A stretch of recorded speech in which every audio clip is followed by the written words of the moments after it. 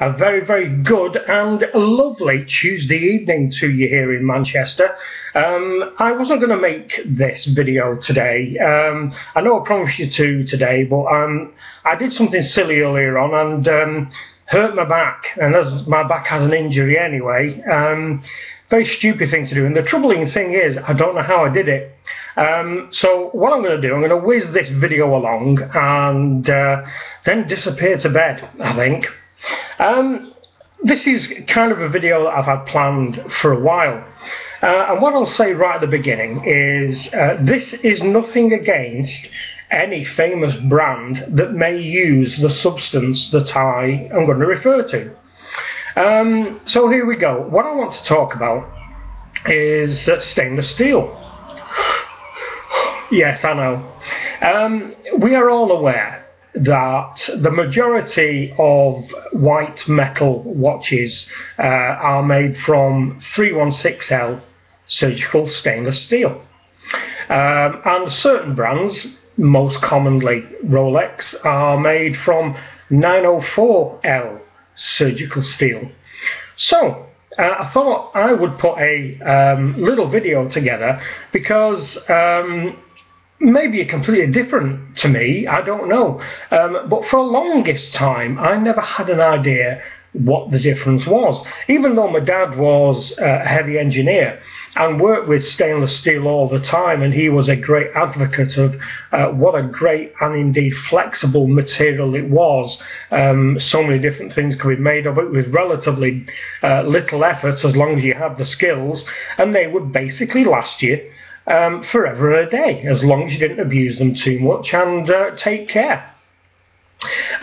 So we're all aware, because most of us own some form of watch, whether it be just a straightforward everyday beater, or whether it be a stainless steel dress watch, or most commonly probably some form of diver.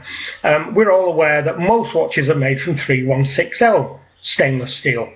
But our friends at Rolex, and probably a couple of other more exclusive brands perhaps, are made from 904L. So what I'm going to do, I'm not going to go into the in-depth engineering and metallurgical details of what these metals are, but I'll give you a little bit of a rundown of what the difference is. 904L, it's probably easier if I tell you what the difference is with that, so you'll know what 904 has got that 316L hasn't. It has a number of additions to standard stainless steel once the steel has actually been through the manufacturing process, and it has added nickel, added copper and added chromium. Now, high chromium steel is well known for being very, very strong and very resilient to not only impact but general corrosion. Hence why a lot of tool manufacturers, both for tools that are used in the home for really high-grade DIY work, for instance, and certainly in the area that my dad was an expert in, he was a heavy engineer, they would make cutting tools and engineers' punches and things like that out of 904L steel, solely on the basis they were very, very resilient and extremely hard, and that they would not corrode if they came into contact with the more acidic substances that can be around in heavy industry. So I suppose the correct terminology for 904L steel is a tool steel. And that's not to say that it's any less beautiful than is a piece of 316L steel, because both can be polished, both can be brushed, both can be beaded, so they take on a texture. It's just that it is a very, very hard industrialized steel. Hence why, and I assume this is the logic from our friends at Rolex, they use 904L to create a tool watch. And what I mean by that is, it is the tool you need to go diving. because 316L surgical steel tends to be a little bit more open to corrosion. Now, that's not to say that if you're going diving in your 200 meter rated or 300 meter rated 316L diver that you're going to come out and it's going to be red rusty. Oh no, quite the contrary. Unless of course you are diving in concentrated sulfuric acid, then you might have one or two problems with your 316L steel diver, whereas perhaps you wouldn't have that problem if it was made of 904L steel. It is also made in the production of heavy bending materials. So if you go into a heavy engineer shop where they have to bend steel plate, for instance, the machines that do the bending are actually made of 904L tool steel.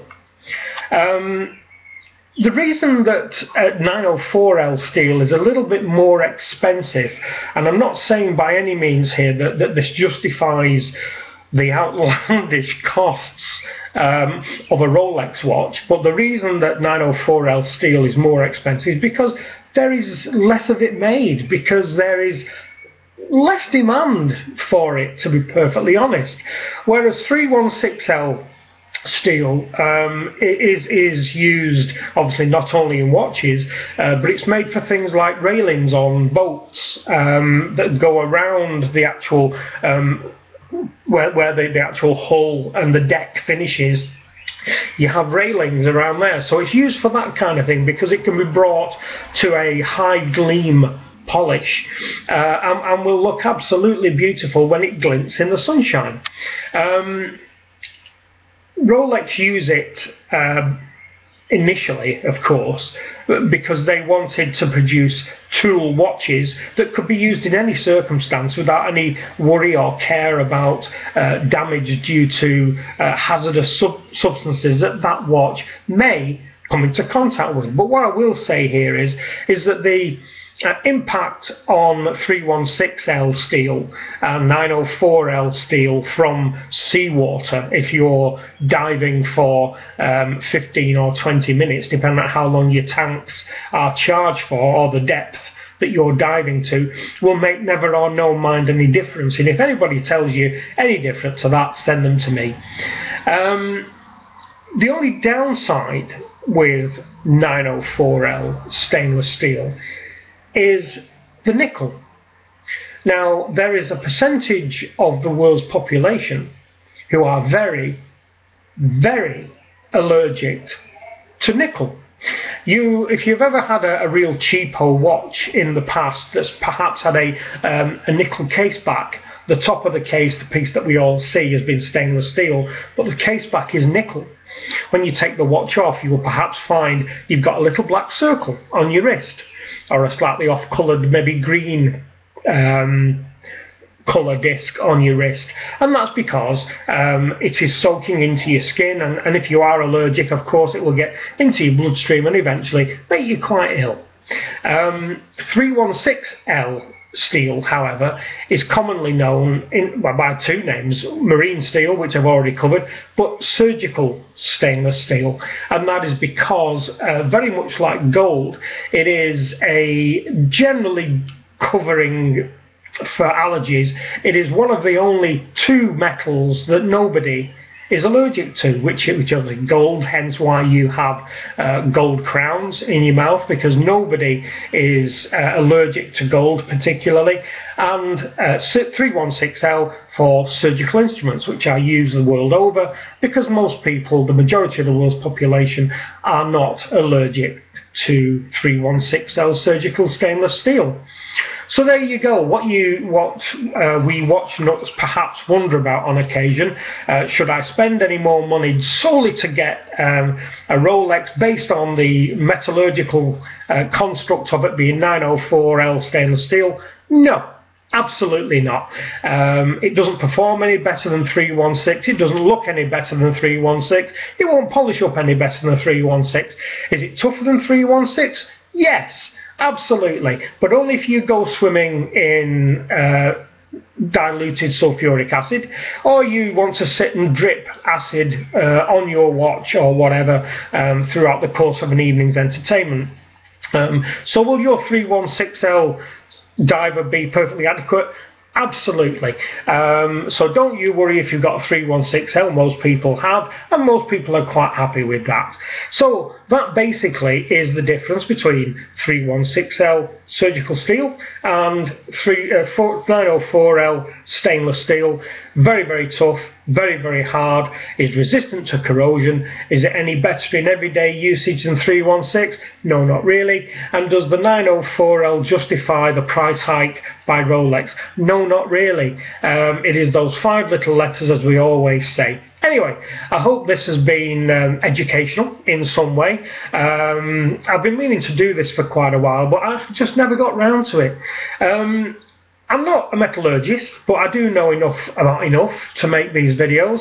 If you have any comments or questions about this, by all means, as always, drop them down below. If you have any queries or anything that you want me to put my spin on, by all means, down below. Thank you very much for the subscriber that I've had today. I have dropped you a line. I hope you've received it. Thank you very much. Always great to see new names in the list.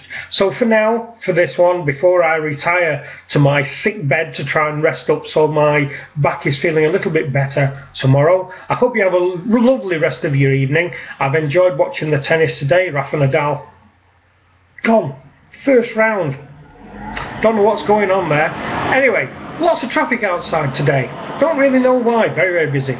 So for now, that's it. If this is your first time of watching this nonsense, they're not all like this. Some are a bit heavier, some a lot lighter. By all means, subscribe if you've not done up to now. And until I speak to you next time, bye-bye.